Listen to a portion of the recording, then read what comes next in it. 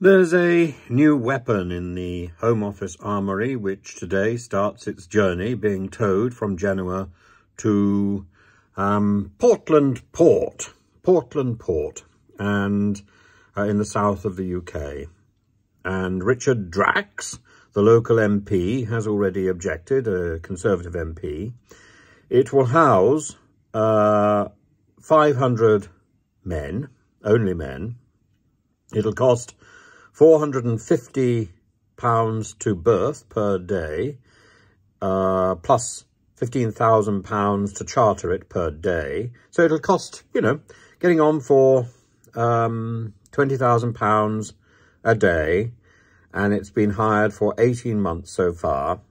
And well, it brings back the old idea of the civilian prison hulk, which was one of the features of the Victorian prison system, particularly the Victoria deportation system, and something that, of course, features in the current adaptation of Great Expectations. You see it burning in the first episode.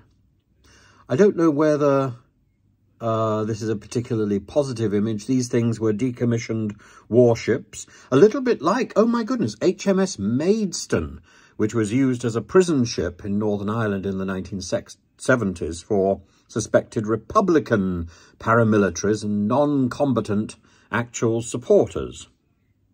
So it's not without precedent. But I think it is an extraordinary move.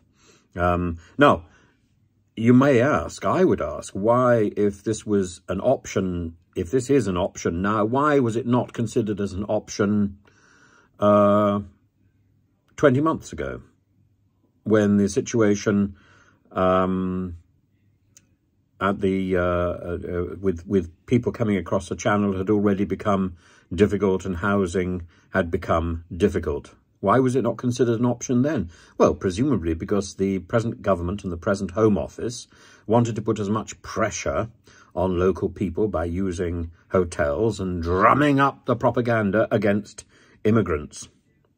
It's the same sort of malicious propaganda development which presumably lies behind Suella Braverman's decision to highlight or flag up the so-called Pakistani gangs who are preying on white women. I don't believe that there is a huge number of Pakistani gangs preying on white women. Again, this is the sort of targeting of minorities which is pernicious, and which we see in books like E.M. Forster's Passage to India. Didn't do that much good, really, did it?